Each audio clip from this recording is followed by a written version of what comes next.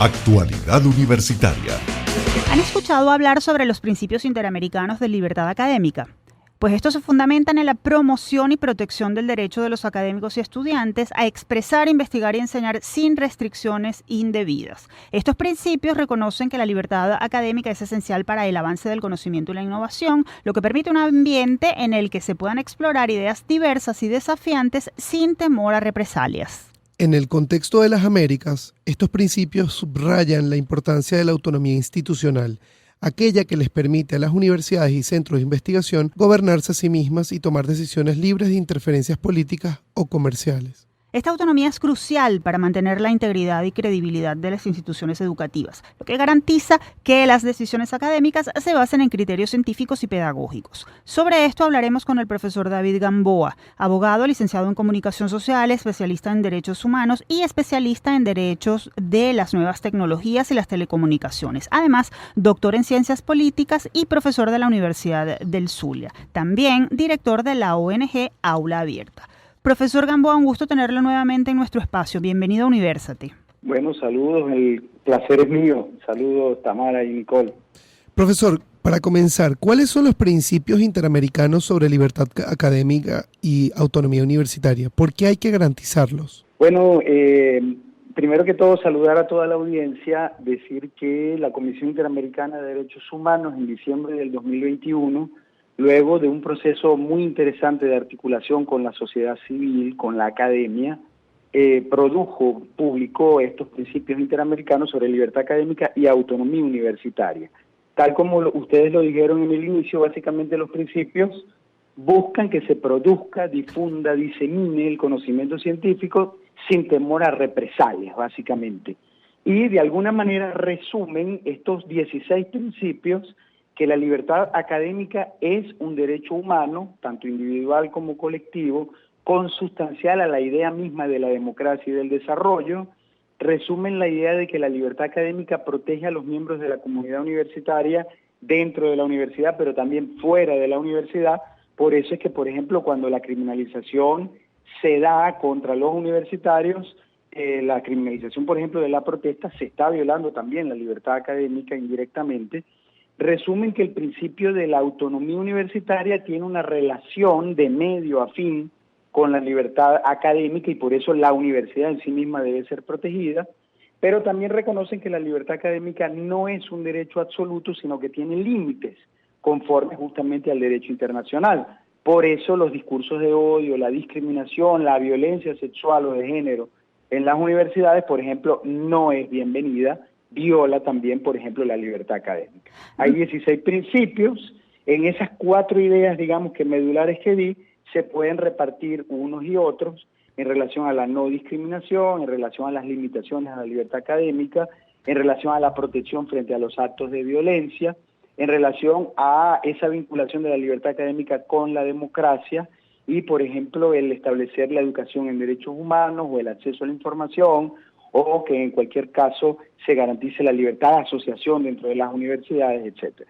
Profesor Gamboa, definitivamente la educación es un elemento clave para cimentar el conocimiento y lograr el desarrollo del país. ¿Cómo se insertan la libertad académica y la autonomía universitaria en el logro de este precepto?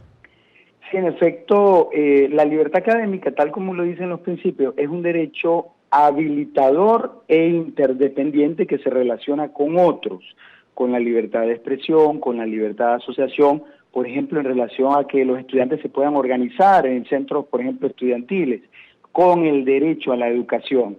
Si en un aula de clases no se permite un ambiente propicio justamente para producir, debatir conocimiento científico, entonces se está afectando justamente la calidad en la educación, y ahí entonces esa interrelación.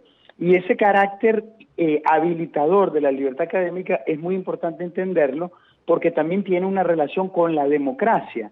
En un país donde no se garantiza el derecho a la educación, la libertad académica se afecta a la democracia misma. Por ejemplo, en el contexto del 2020 de la pandemia, en Venezuela ocurrió el caso de el amedrentamiento contra los académicos de la Academia de las Ciencias Matemáticas, Físicas y Naturales, luego de que ellos produjeron un informe donde hacían estudios matemáticos que revelaban el posible repunte de casos de COVID en el país. A partir de ese informe, la academia y los académicos fueron objetos de amenazas, ¿no? Fíjate que la relación allí es de la libertad académica con otros derechos porque tiene un efecto habilitador. En este caso, el derecho a la información o inclusive la salud pública de los venezolanos. Pero al fin de cuentas se afecta la democracia porque el país entonces, si no tiene acceso al conocimiento científico, entonces viviría a oscuras.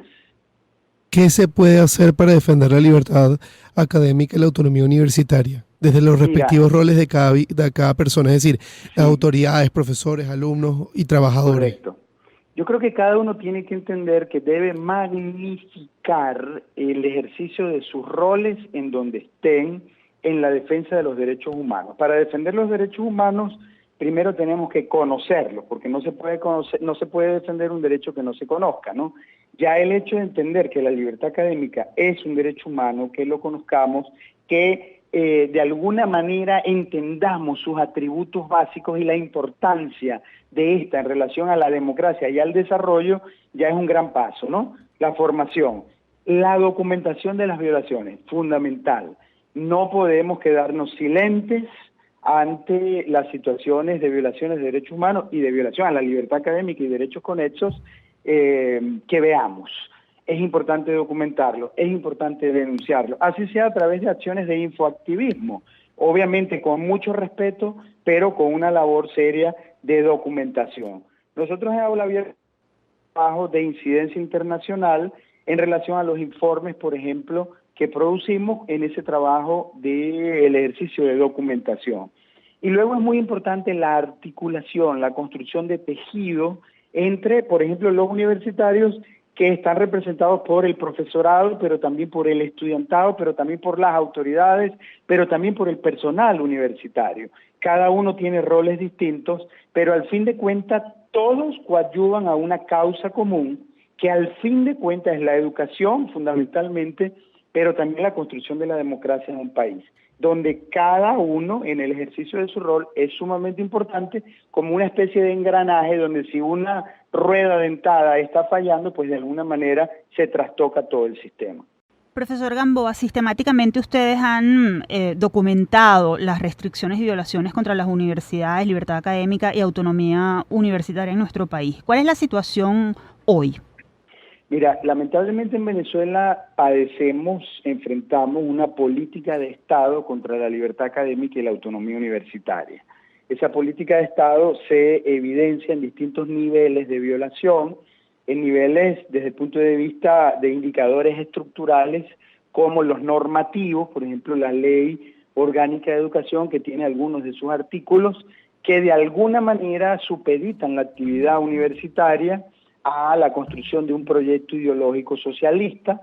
Los planes de la patria anteriores y vigentes de alguna manera expresamente además supeditan la construcción de la actividad universitaria a un solo proyecto, de forma además inconstitucional, porque la Constitución fundamentalmente en varias de sus disposiciones, 102, 109, primero garantiza la autonomía universitaria, pero por otro lado concibe la educación para la democracia.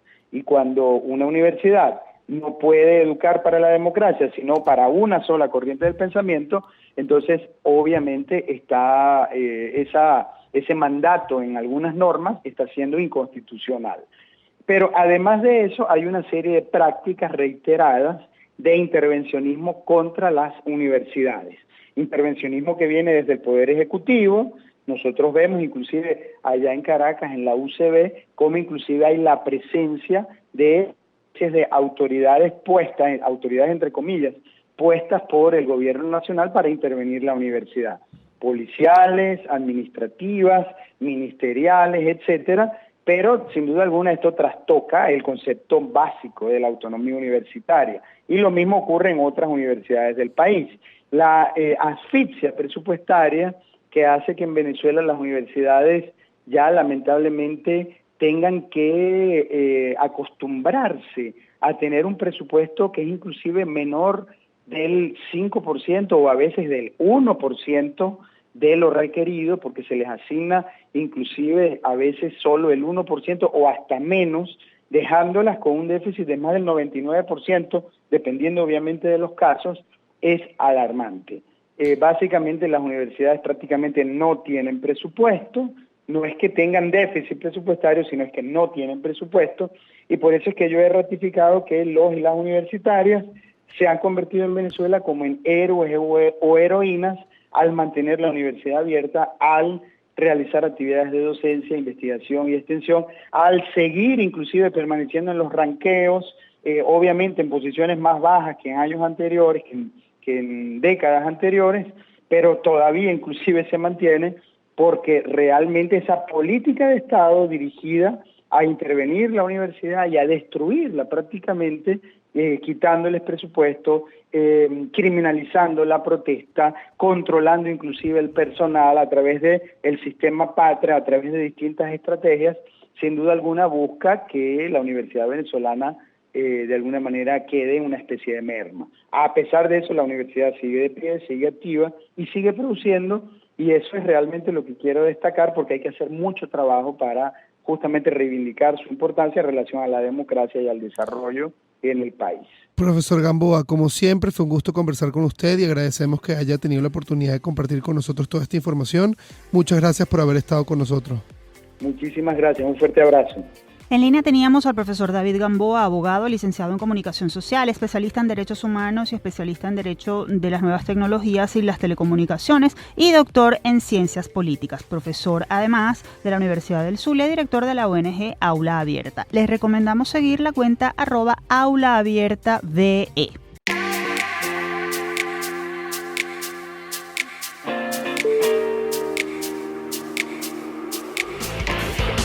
Actualidad Universitaria.